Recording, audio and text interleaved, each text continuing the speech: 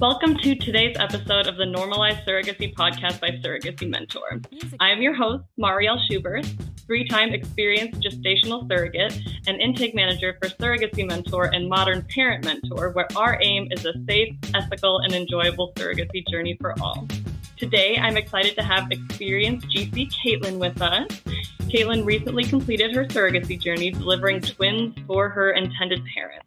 And today's topic is going to be twins and pregnancy/delivery complications. So welcome, Caitlin. Hi, thank you for having me. Of course. So why don't we just start here and tell us a little bit about you, your family, and what made you want to become a surrogate? All right. I live in Southeast Kansas. I have a wonderful, very supportive wife, and we have one daughter. The reason I kind of got into surrogacy is because obviously my wife and I had to have assistance having our daughter. And my first pregnancy was textbook, literally no issues whatsoever. I felt great. The whole time that I was pregnant, everything was awesome. Delivery, unmedicated, natural birth, like no issues. I'm like, wow, this is great. Let's do this again. I just knew that after I had her, like she was a perfect baby.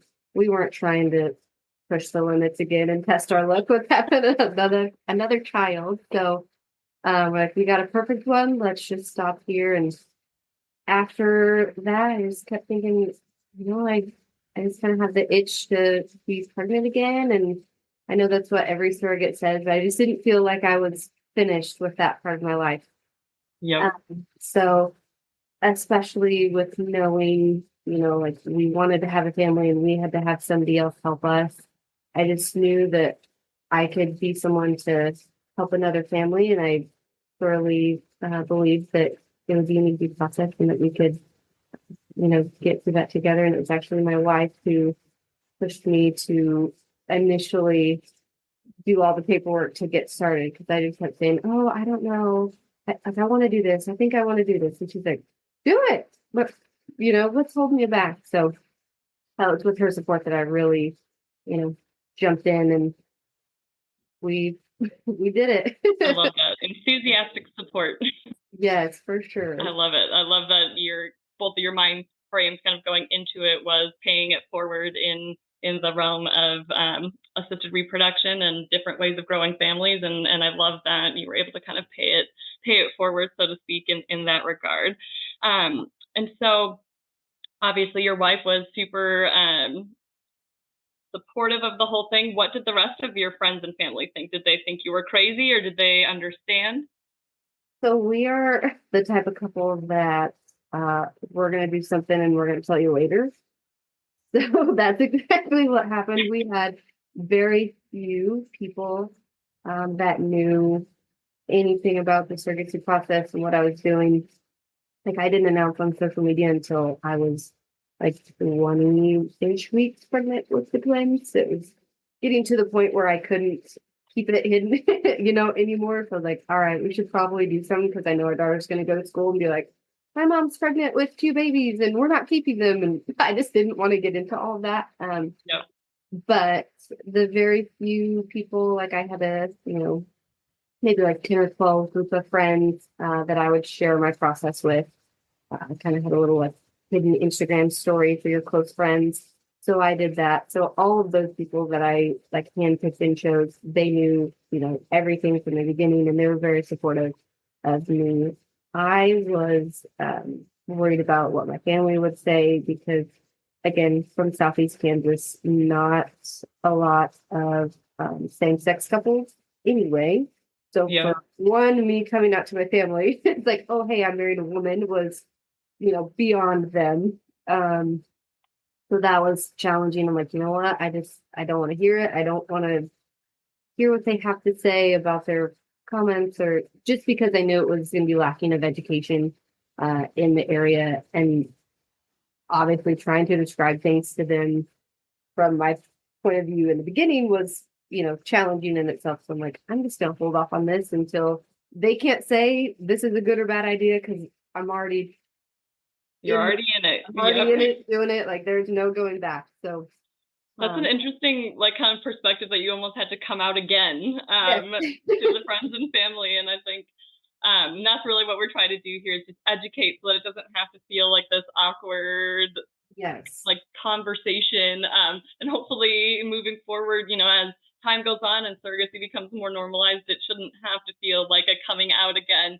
Right. But I totally understand the kind of process, especially when you know that they may not be on board. It's so hard to talk to somebody about something that you're so excited about and you don't want them to poo-poo on it. Or what was the phrase I just heard recently? You don't want somebody to yuck your yum. Yeah. So weird thing that I totally understand, especially when you know that you're doing something good. But at least in your immediate circle, you had that support, because that's so important. Whether it's your biological family or the family that you create wherever your tribe is, at least you had that. And so once you kind of ripped the Band-Aid off and it was kind of too late, you're at the point of no return. Did they kind of come around and understand? Yeah, they're very excited. Still a little skeptical, like, why would you want to do this? Why, whatever. And I just, explained to them without somebody else's help, we wouldn't have, our daughter and their granddaughter, and, they love her. So why shouldn't we be able to help another family, have that same experience? So I think when they kind of saw that aspect of it, they were a little more understanding. But I am from a very, very small town and, everyone talks and all the things. So when I was telling my grandma all this, I wrote her a note when I left. I'm like, Caitlin is pregnant as a surrogate. These babies are not hers. They will go to a different family. There's no genetic relationship to me. I left it. Well, you had to give her like a Cliff Notes script of like what to say. These are the right things. That's actually a good idea. I hate to say maybe that's something that everybody should do. Like just print out like a memo when they make their announcement of like, these are the correct terminology. This is it. I love Yes. She's like, what are you doing? I'm writing you a note. And she goes, for what? I said, when you go and have coffee with your little ladies and you want to share, this is what you are to share. You're not supposed to make up anything else because I know how they are and that's whatever I said is not going to be what they hear. So here's your little script. Yep, there's no room for the game of telephone in a surrogacy journey because things can get twisted really fast. But I love that. That's actually a super good idea. Yeah. So I know just kind of through our discussions before this that you had a few bumps in the road even before you got to transfer day. So why don't you take us back a little bit and talk about kind of the beginning of your journey and as much as we all wish and hope that a surrogacy journey is quick and without issue from start to finish, you sign up and then the next day you're magically pregnant. That does not always happen for all of us. And there are expected bumps in the road. And yours definitely had a few of those. So why don't you kind of take us back and fill us in on how your journey kind of got started? Yeah, so I started researching surrogacy agencies in February of 22. I actually was on Pinterest and like, how do I find a surrogacy agency? I don't know. So I did the paperwork. Connie was absolutely great. And we set everything up and I was like, I don't even accepted as a person like a week after I had, sent in all my paperwork. So that part was really fast. It really didn't take too long to do all the screening process because at the beginning of March, I was like accepted as a client or whatever you want to say. And then by July, I was all screened, everything cleared, ready to match. So that was, I felt like that was a pretty good timeline. Yeah. We had a match call set up middle of July. I think one profile, had call, we're like, yep, they're great. Like, that's awesome. Like, let's do it. Turns out they did not have eggs. They did not have embryos. There was kind of a, I guess we'd say lack of communication or something was missed along the way. So our parents had actually started out with a different agency and they moved on the same time that I did. Okay. And I don't know what all happened on the backside. I don't know, discussions that were had or what have you, but my coordinator was under the impression that, everything was ready to go. It wasn't. So turns out they were supposed to have it egg retrieval right around the same time that we were matching. Their egg donor got COVID, so she was not able to go through with the retrieval. Hmm. The fertility clinic recommended that she wait 6 to 8 weeks. I think she was in the medical field herself and was doing some research on all the things. It turns out that she said that this is not a good time for me. I do not feel comfortable. From studies that she had found, they recommended waiting at least 3 months for egg quality and quantity, but she didn't feel like now is a good time to, go ahead and proceed. So their egg donor dropped out. Again, there was a lack of communication, and I was in contact with around September, and I was actually the one who told my coordinator that their egg donor had broken out. She had no idea. So I don't know what was going on. I was becoming very frustrated. I'm like, how is this happening? How did I, one, get matched with a couple who's not ready to have a baby? How do you guys not know that she doesn't have that they don't have a egg donor or embryos or anything? So they, kind of handled that situation. And in the beginning of October, it was supposed to be my uterine evaluation, and I had everything set. I was flying to Oregon to do all the things. Yep. It's what am I doing? They, don't have a donor. They don't have embryos. Am I still doing this? Are we still, proceeding? And the parents said yes, that they wanted to proceed, that they, had confidence that they would be able to find a donor and get everything donated. Okay, they're paying for it. I'll go and do it. Yep. So I did. Everything went great. All of my tests were perfect. I came back, and it was at the end of October, and I reached out to my coordinator and I said that I was seriously contemplating a rematch just because I felt like there had been no progress. Like on my end, my body was ready. I was taking the birth control. I was doing the things. Like as soon as you told me to start meds, I was starting them. But it just felt, I don't know, disjointed, I think, and yeah. it's a common thing. There are, anticipated hurry up and wait, right? When it comes to the process, you got to wait for your medical evaluation. Legal can take some time. There are certain things, but when the intended parents don't already have either eggs retrieved or embryos created, it definitely adds a whole lot of other factors into that hurry up and wait, because everything, can be unpredictable, as you've said. So that definitely, adds a layer of complications to things. And some agencies and GCs are okay, matching, intended parents with GCs while they're in the process of embryo creation. Others wait. It's definitely a good thing for GCs to have on the radar during their match calls, as we go look at this from an educational standpoint of asking yourself if you are ready to wait for things to be created, or if you'd prefer to be matched with a set of intended parents who already have those created. Obviously, that would have been a very helpful question to kind of prompt for things. As you know, hindsight is 2020, right? And that's what we love about this podcast, is helping teach other women, or helping other women learn from our experiences of things we wish we'd known or wish we'd knew to ask or done better. But that definitely sounds like a less than ideal communication that led to kind of a trickle down effect of wait time. And so you're ready to go do your medical evaluation. You do all this. Where are these embryos or eggs at? Where's the... They found a donor right at the same time that I was, saying, hey, I don't know about all this.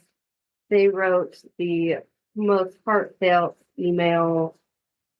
Like, normally my coordinator's like, I usually don't share these things, but I know that you guys have been, through a lot together in the last few months. Like, I really think you're a great match. So I'm going to send this to you, and you can read it and, do with it what you want. A couple days, you have to let me know what you're going to do. Okay. So of course I read it and like, oh my gosh, it's like a breakup. How am I going to break up with these guys?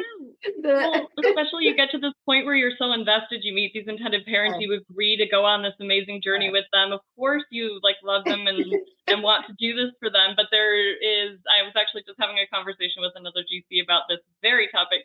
there is, you are kind of putting your life on hold for them as well. And as much as you love them and want to do this for them, you're ready to do this. Your body's ready. You're kind of waiting, and it's okay to express that, like, guys, I can't just kind of be in this hold, but it's so hard to rip that Band-Aid off and say, I can't do this. And especially, so you get this letter of them pretty much pleading with you, please, like, we really want to do you. And as if it wasn't hard enough to even verbalize those, I think it's time to move on and maybe try a new match. Then you get this. Yeah. So you're like, okay, so you get this letter. What do you decide? What's next? My wife and I had a long conversation, and we thought, like, it was just so easy to connect with them, and just people are weird, like people are weird. So what are our chances that we're going to get another family that has worked so hard and waited so long? Like, these are just two wonderful people that we really already bonded with. Would it really save any time? Would I really be pregnant any faster if I was to break the match and start it all over again? So that's kind of where we were. And I said, okay, like, we're going to stick it out. And I'm so glad that I did. These two men are our family now. And it was just super wonderful to be able to experience the whole thing with them. And I feel terrible that I kind of put them through that scare of, wanting to break the match. But I think it was a good bonding part for us. Sure. We really had a lot of communication about the process, and they were figuring it out too. That was their first time using the agency and having children as well. So there was a lot of, learning curves that we had to get through, but it was nice that we were able to do it together. Absolutely. And I think it's great that you were able to come back from that. But I think in the end, it's okay if you did decide to move on, as hard as that is and all of that, it's okay. Like I said, it's almost verbatim. I was talking with another woman who's going through a very similar situation with kind of this pause with things, and as hard as it is sometimes to advocate for that, it is okay. But I'm so glad that you were able to discuss it and talk it through with them and make it work. So I know in my intro here, we talked about twins. So let's get to that. So you waited out, you are still matched with them. Obviously, they end up getting some eggs and embryos created, and you all agree. Do you transfer two, or did you have a single split?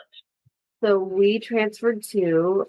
In my intake profile, it says, how many embryos do you want to transfer? And I said, one or two. I don't know. Just because of lacking education, in the area. I'm like, I don't know how this works. Sure.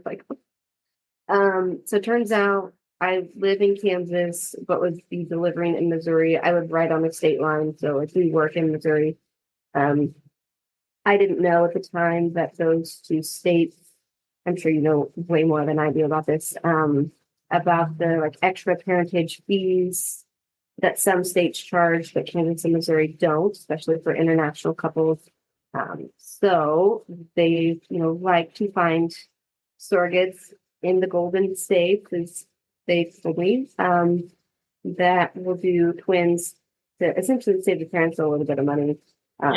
Which I, had no idea. And whenever I was trying to do my rematch, I got told these things. I'm like, oh, well, of course, now I have to stick with him, Yeah. like I can't just put them out to the wolves and make them pay more money. Like, that would be terrible. So, yep.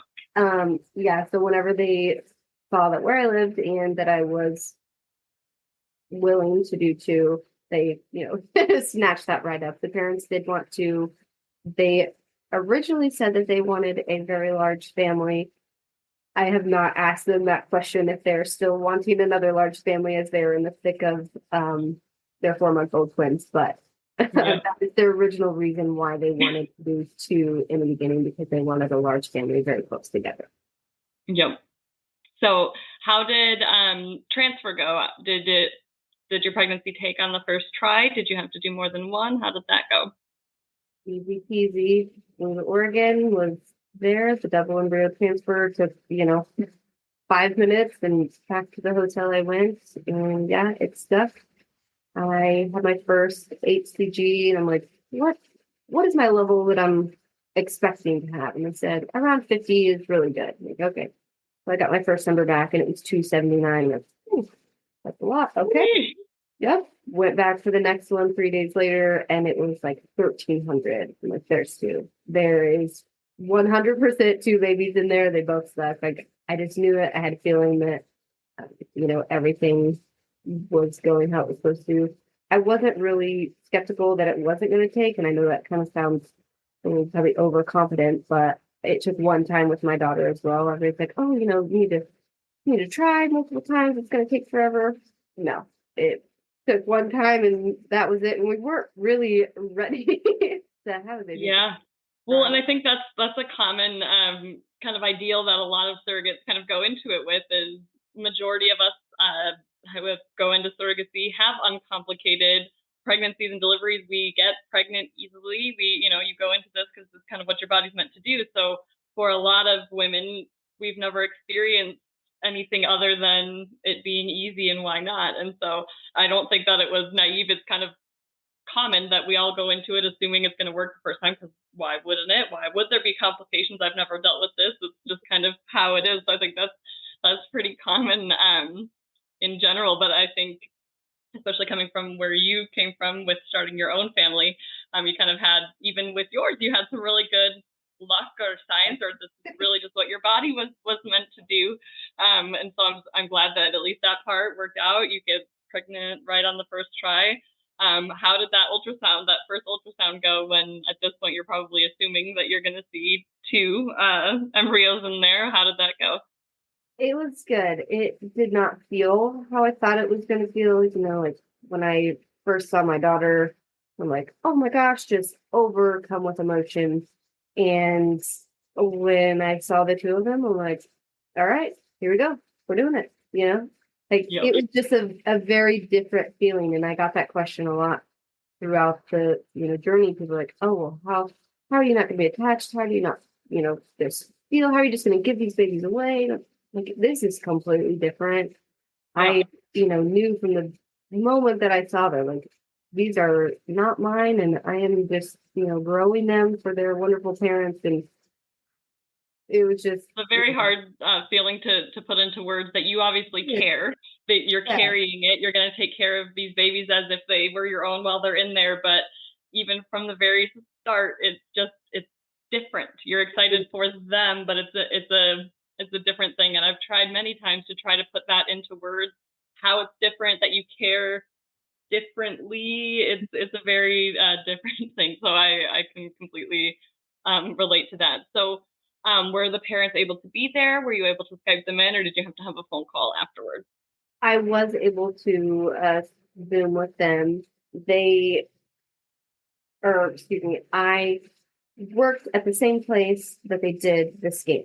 So I kind of knew everybody. Everybody kind of knew, what was going on. So they were a little relaxed with the phone rules, I guess you would say, because I know doctors are very extreme about that. But they didn't want me to call them right away.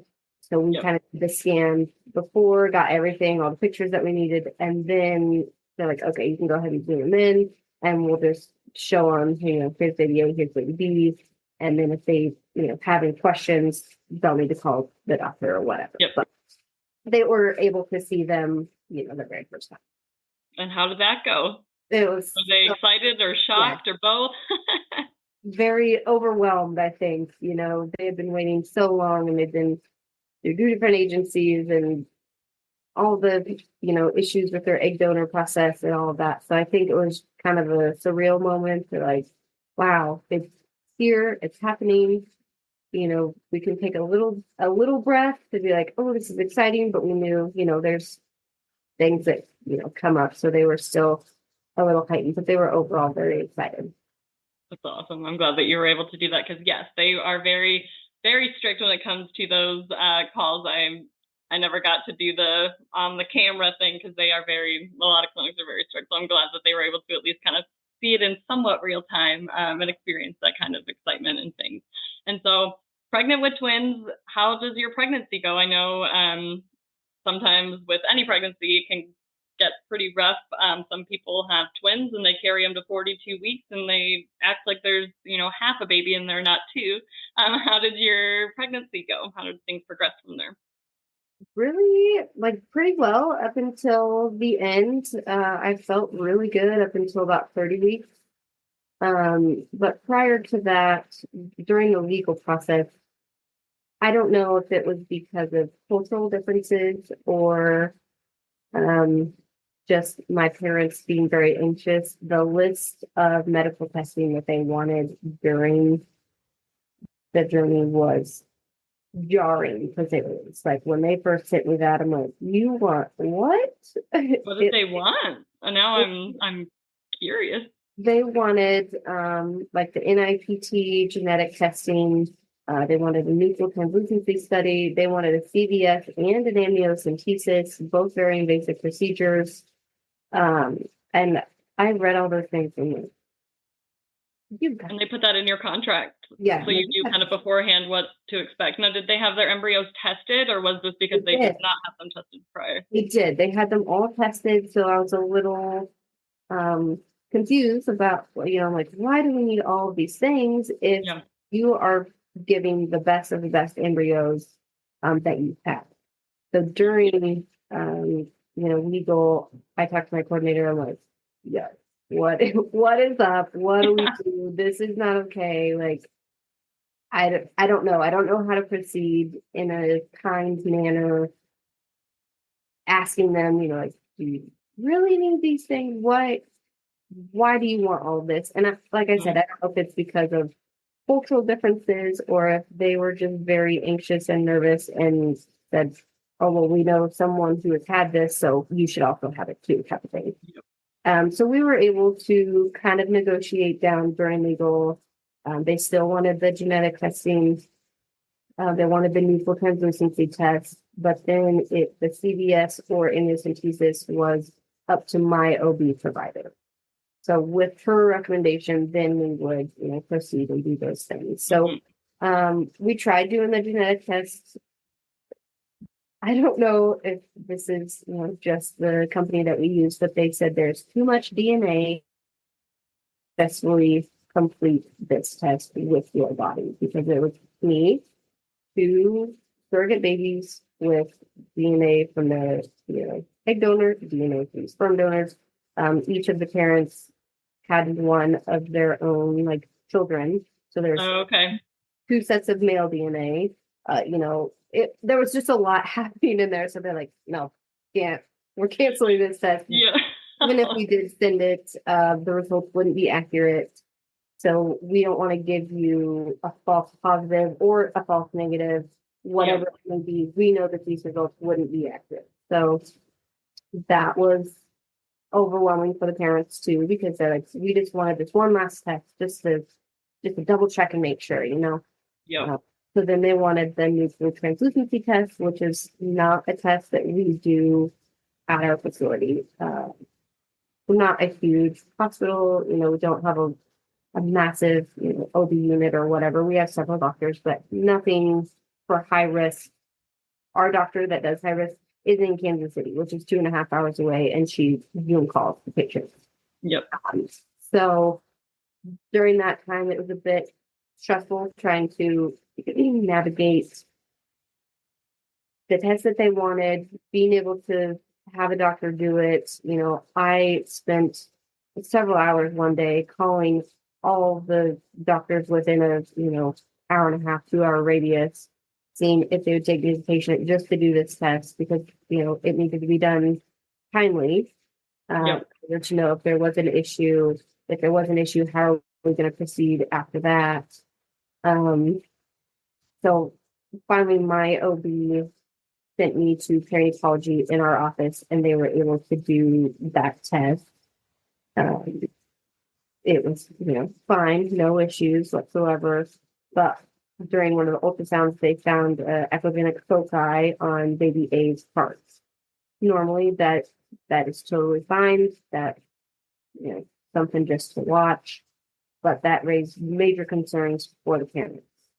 So here we are, 20 weeks. we see this foci that I have been told is not concerning, will cause no issues. The babies will be fine, even if it is still there. Sometimes they go away, sometimes they stay. But if this is not it will not affect the baby's function. Like, Yeah. be totally healthy, right? They were not receptive or accepting of that, I guess. They're like, okay, what do we do? How do we know that this is fine?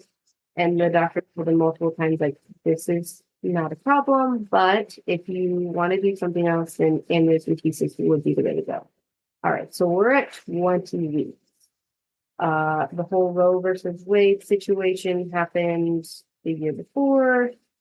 Where I doctor, nothing will be able to be done if my parents want it. Yeah. So that was a little stressful because I'm like, what are we going to do? And they're like, well, we're trying to figure it out. We're not sure. So the perinatologist said, here's the deal. Like, if this is something, like, you needed an amniocentesis yesterday, but by the time we schedule you up here with me, that's going to be at least a week. To do the test, get the results, that's another week to 10 days. By the time we get all this done, you're going to be at 23 weeks. If something needs to happen, I don't know where we're going to be able to send you to make that happen. I don't know if there's a doctor that's going to do that, for one. For two, if you take one baby, the other risk is losing baby weight. Yep. So, like, completely overwhelming few weeks there with that situation. Turned out that we didn't do anything, just watched it, like, reassured the parents that this is normal, everything's fine, function is fine, the babies should be fine. So that was probably my least favorite thing during the whole journey, just to reiterate to them that, like, this is okay. This is how medicine is done here. We are, 95% sure that everything will be well. Yeah.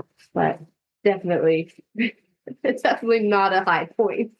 Yes, and there's the curse and the blessing of a surrogate or IVF pregnancy is that you have so much more monitoring than typical. I remember hearing this several times during all of my journeys of, oh, well, normally, this is pretty normal. It usually moves, and a lot of women have it, like a previa or how you're placentalized. But by the time we do the anatomy scan at 20 weeks, it's moved, and we never really know. But because of IVF, you're having so much more frequent scans. You're seeing a lot of things before they move, and then it gets everybody's kind of radar up for normal things that move that you wouldn't even know about, that wouldn't even be on your radar if it was a typical pregnancy where you get your first trimester ultrasound and that one at 20 weeks. There's a lot that happens in between that resolves and does what it does that most people don't even realize because they only get those 2 scans, So that is so hard. So you go through all of this, you get excited about this pregnancy, then it's like, oh, maybe we, have to do this test, and then it leads to all of these complicated discussions about possible termination, if this means anything. And then in the end, they decide to just kind of let it simmer. So you got to everybody's got to take a breather and kind of back themselves off the ceiling from that. And so pregnancy is progressing okay. Let's get to the good stuff here. How do we get to the end? So since my parents were from Israel, they were originally planning on, I think my due date was December 14th. So they were going to come at the beginning of December. With the war and all the issues happening where they're from, they got a little nervous and was like, we're getting out sooner. So they had family that lived in Atlanta. So they were able to come kind of I take that back. It was the beginning of November that they came. So they actually came earlier than they had originally anticipated. They stayed with family, and then they were able to come to where we were and had an Airbnb and was able to be here, ready for delivery. I started getting high blood pressure around 30, 31 weeks, and our goal was to make it to 37. If we can make it to 37, that would be fantastic. If not, It's okay, but that is our goal. So we knew kind of going in that we were going to go a little bit early. And then she asked me, how are you feeling with work? And I was like, I'm still okay. It wasn't bad. I was just starting to get a little uncomfortable, which I had two babies. So of course I was going to get a little uncomfortable a little earlier. She was going to be, my doctor's going to be out of town the week of Thanksgiving. And I told her, I said, this is not okay. You cannot be gone. Like, we've been through so much with this whole process together. Like, I have to have you. She's like, okay, well, don't do anything until that next Sunday, which was also a full moon. And I'm a firm believer in all of those things with babies and full moons. So I'm like, this is not going to go well. So I was supposed to go to perinatology one last time to get an ultrasound. They actually bumped me because there was another lady pregnant with twins who's having higher complications. She's like, we're just going to scan you, in the regular office, and then we'll let you see the nurse practitioner. Then she won't actually see the doctor there. Okay. So did that. Scan was fine. I went and saw the nurse practitioner, and she's like, your blood pressure is high. Like, what is going on? I'm like, yeah, it's been high. I've been, watching it, trying to take it easy. She's like, okay, I want you to monitor it several times a day. If you see that it gets above these numbers, like, you need to go to the hospital. So it was Thanksgiving week. They took me off work. They did not take me off work yet. I think I saw her on Tuesday, and then I had to work one more day Wednesday, and then we were closed Thursday and Friday. So I just had one more day of work. I'm like, it's fine. I'll have the weekend to, chill and hang out. We weren't going anywhere anyway. My family lived out of the range to travel. So like everyone knew that we were not being independent for Thanksgiving. So that wasn't an issue. So I was just going to take it easy that weekend. That Friday, so Black Friday, I did not feel good. My blood pressure was crazy high. Called the nurse practitioner on call, and she's like, can you come and get some labs? So I did.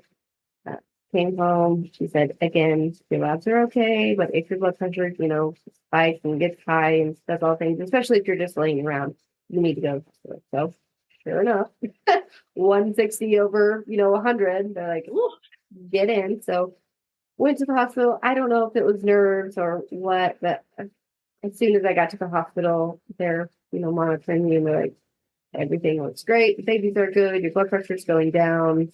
Don't feel any type of concern, but we're going to go ahead and give you the shot to help, increase the baby's lung function if they were to come early. We'll come back tomorrow and do the same exact thing. We're going to monitor you and give you the other shot. Okay. So the thing went back the next day. Everything was good. Babies were fine. Blood pressure, kind of leveled out whenever I was at the hospital. But they did want to monitor me again on Monday at the office. So at this time, the parents got into town on that Sunday, and I said, okay, we're going to the doctor on Monday to see what they have to say. So we go, we do a non-stress test, and they're trying to monitor me. Baby A, totally fine, super chill boy, hanging out. Baby B, little wild girl, did not want to get monitored, so we were in there for hours trying to get a 20-minute stretch of her just hanging out on monitor. They, were fine.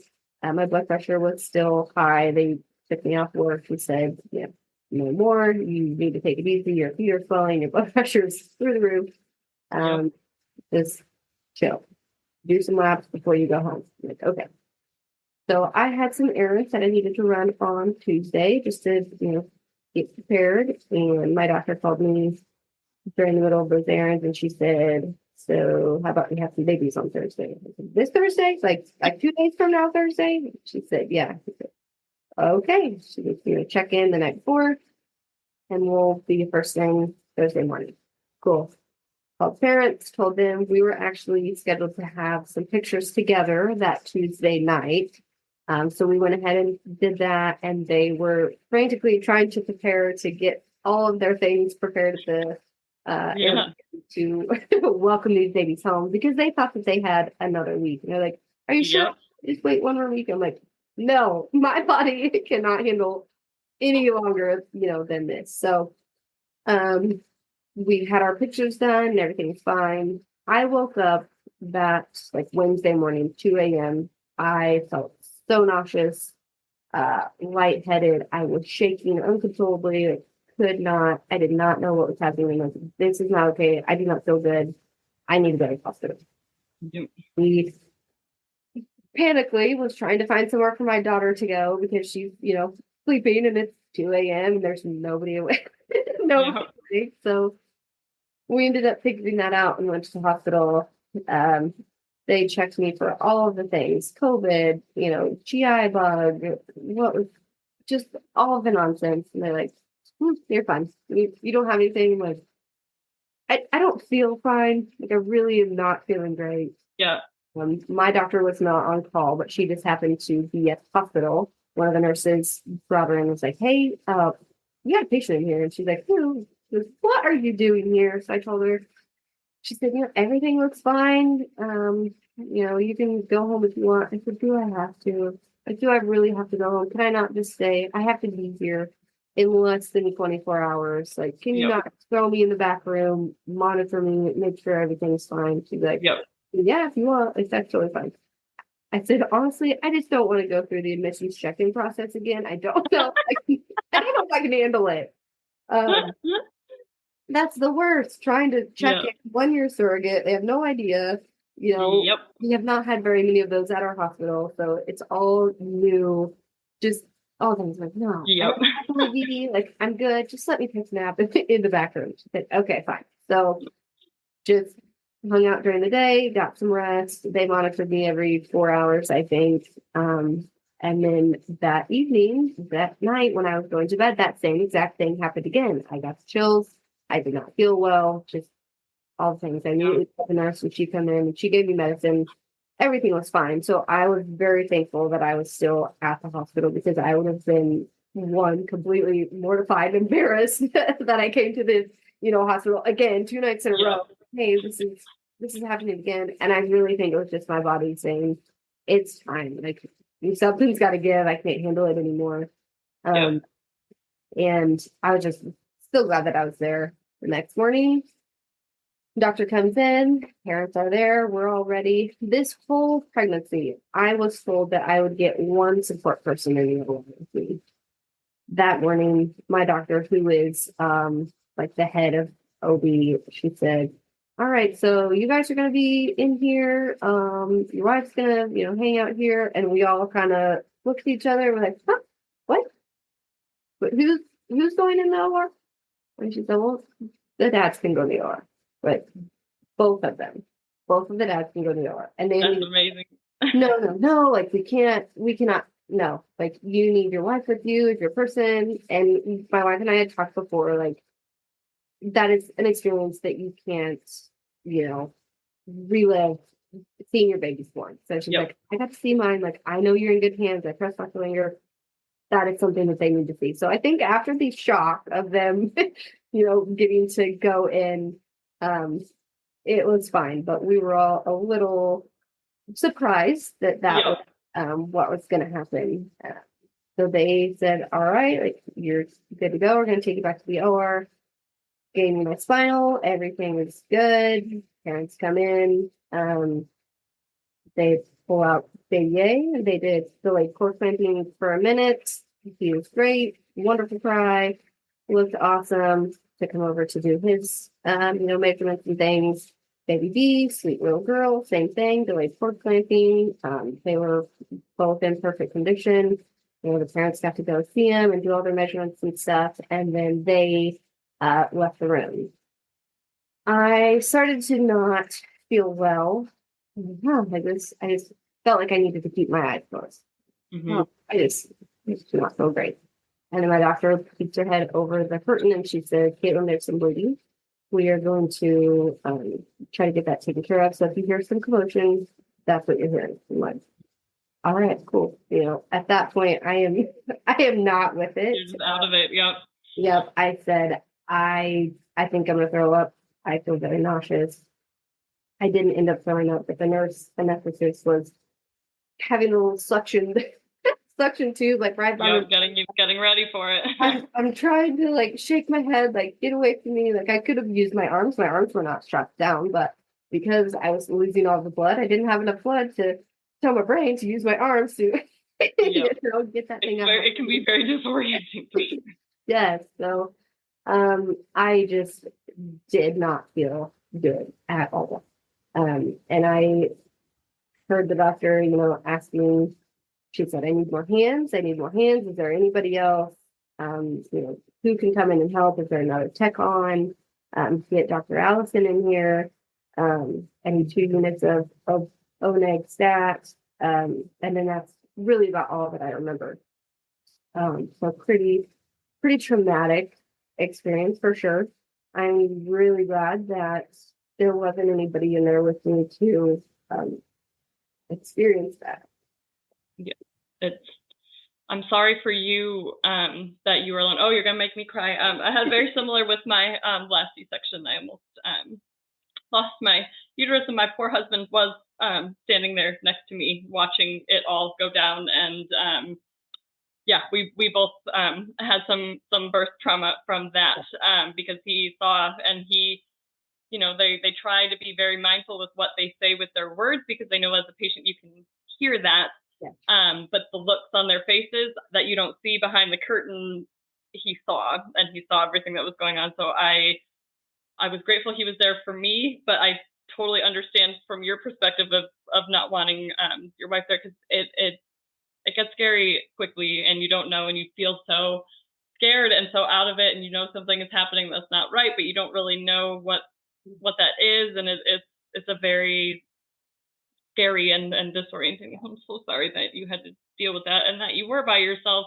Yeah. I guess, like, so the flip side, I get what you're saying was about your wife not being there, but that's a scary place to be by yourself. So they get everything under control. I'm assuming, did you end up having to have that hysterectomy, or were they able to stop the bleeding and keep everything intact? I did not have a hysterectomy. They gave me a Bakary balloon, which is the device that they have inside my uterus to help stop the bleeding. Yep. And that stayed in for probably almost 24 hours, I guess, is what they wanted that to be in. Yep. So the next day, when they were coming to check on me, the nurses were being, real nice and just kind of pushing on my stomach, because I had bleeding, like, biggest bruise I've ever seen in my whole life, from belly button all the way down, all over my legs. Like, there was just so much blood loss, and it traveled all over my body. So they were trying to be very gentle, which was nice. My doctor came in and was not as gentle, because she she needed to feel what was going on, and she said, this balloon is not in the right spot. So we kind of, like, my wife and I looked at each other like, is that good, bad, indifferent? What is happening? So she, was doing her pushing, and she's like, do you feel any of that? And I said, yes, like, it feels like I just started my period. And she said, okay. She just reached in and pulled the balloon out. And thankfully, I did not start bleeding again. In that moment, we didn't know, what was going on, what to be expecting. But she said, we would have known immediately had this, not worked, had I taken this out and you started bleeding again. But I think the balloon has done its job. Your levels are still low, so you're going to get another blood transfusion. I ended up getting 3 blood transfusions. I got 2 units in the OR, 2 more units like that afternoon after delivery, platelets, plasma, and then another set even later that evening, the next day. So there was a lot. I was so swollen from all between the fluids that they gave me, the blood products that they gave me. Like, I just felt like you could pick me with a pin and, pop me. But recovery was rough. I do feel like I kind of got a little gypped on the joy aspect, because I didn't get to hold the babies for 2 days. I didn't see them. I had no idea, how they were, because I was still out of it as well, trying to get all my blood back, and just kind of recouping. And I know the parents, they wanted me to see them and they kept asking, and they were the absolute best. Like they were checking on me all the time. They were concerned. They were beside themselves when they were figured out what was going on in the OR. So I couldn't have asked for, a better experience with them, being concerned about me. But they, when they finally brought the boy down to see me, they said, "Do you want to hold him?" And I said, "No, I can't. Like I do not have the capacity to hold him. Like I was just still so weak." So it wasn't until I was actually, switched over to the postpartum unit and like the end of the day that they finally were able to bring them over. And even when they did, I was like, "Oh, okay, oh, like I'm tired." Yeah.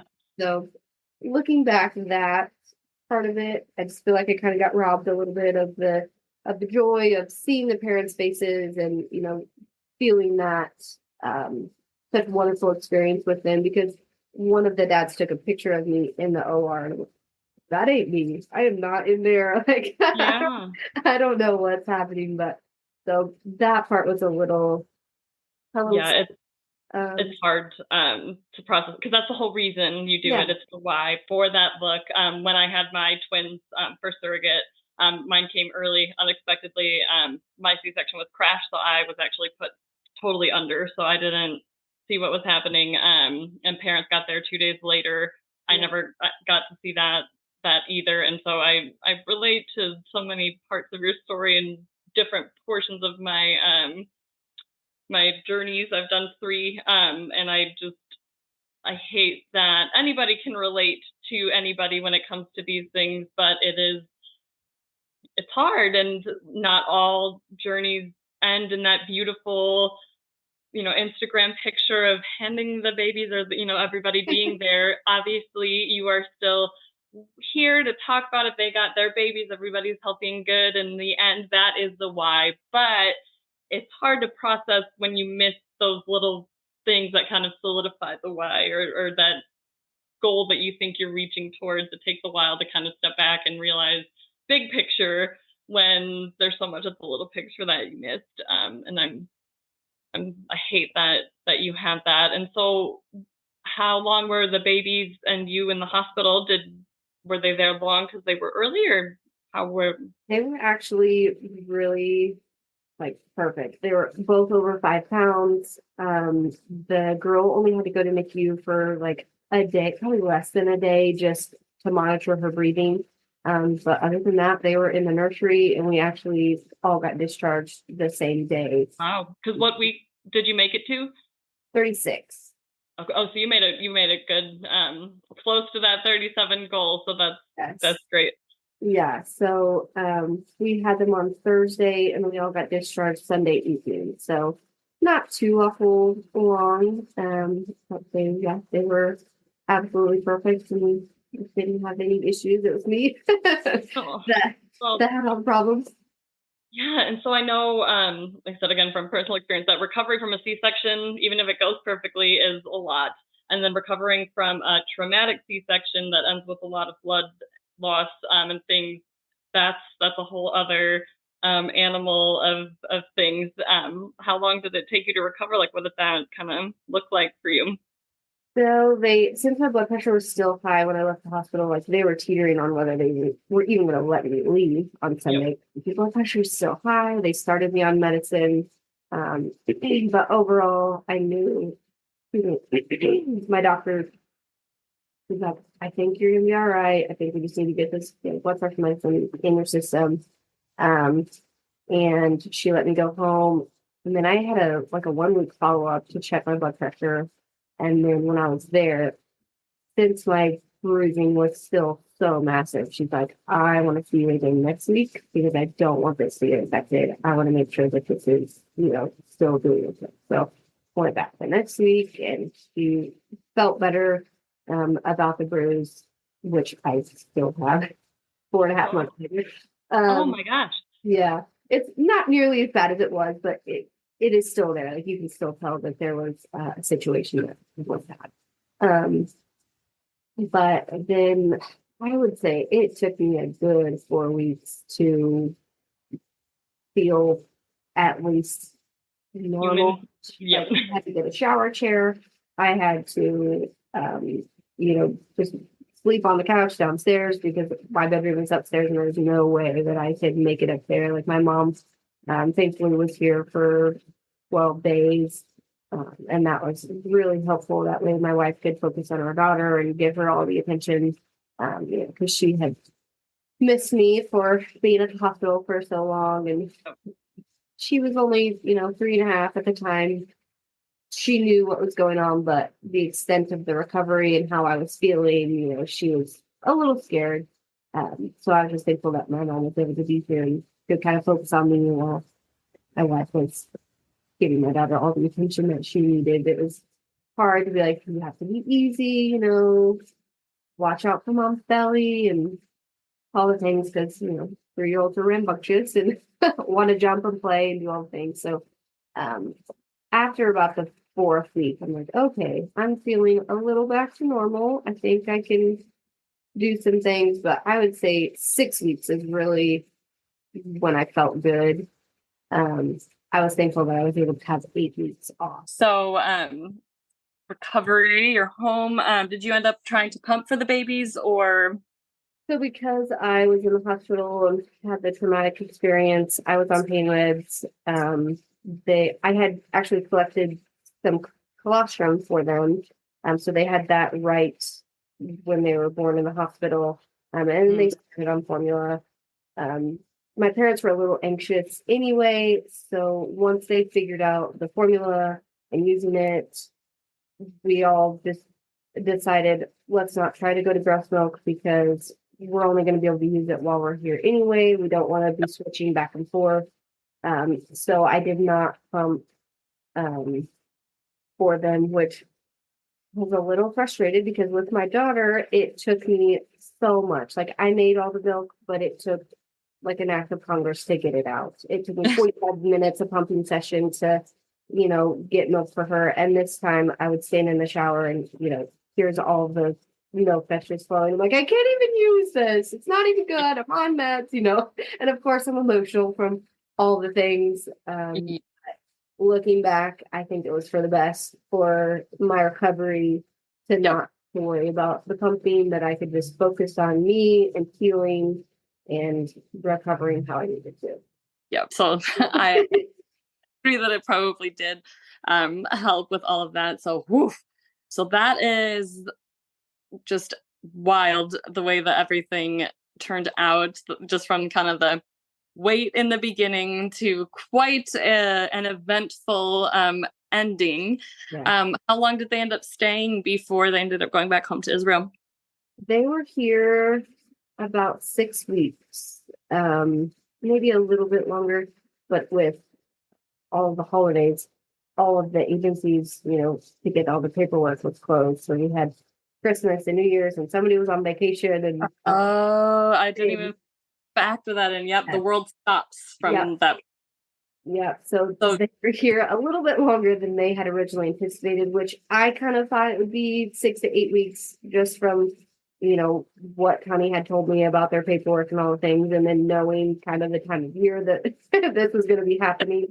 But I was glad that they were able to get out of town before we had a big snowstorm because they, don't do snow, never done snow type of thing. So I was really thankful that they were able to get home before all of that happened.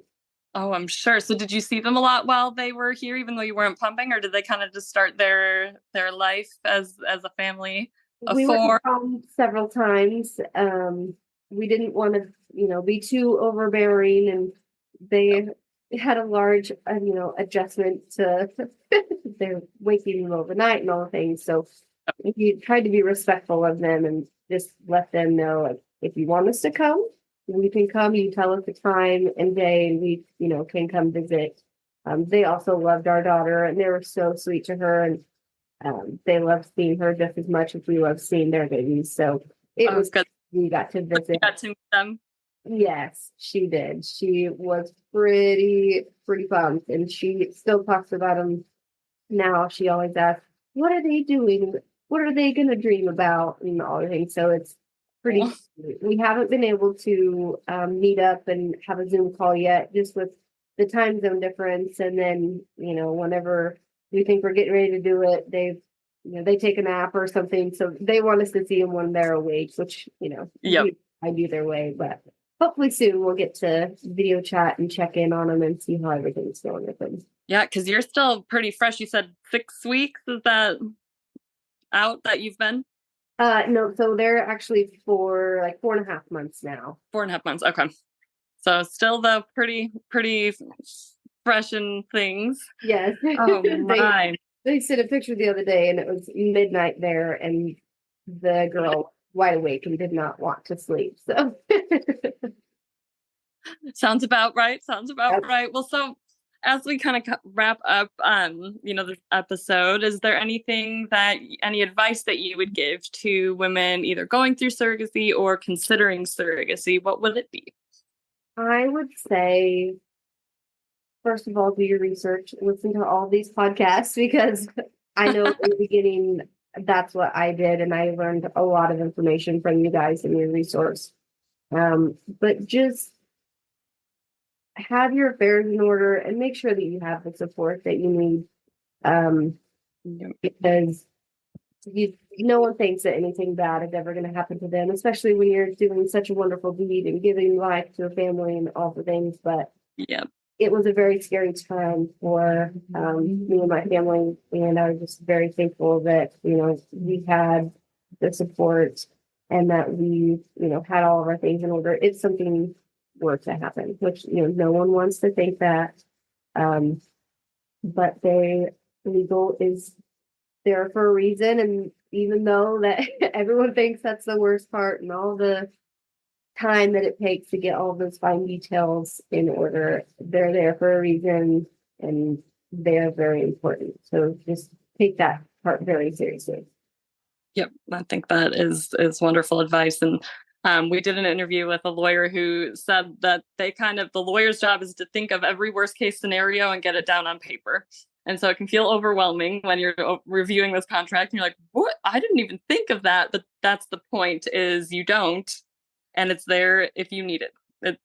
Worst case scenario, it's there. And so I think that is wonderful advice. And I appreciate you so much sharing your story. And I hate that I can relate, but I can on so many levels, and just know that you are amazing and you did such a wonderful thing for the parents and the babies and for all the women who are listening here. Really just hearing your story and just kind of how things went for you.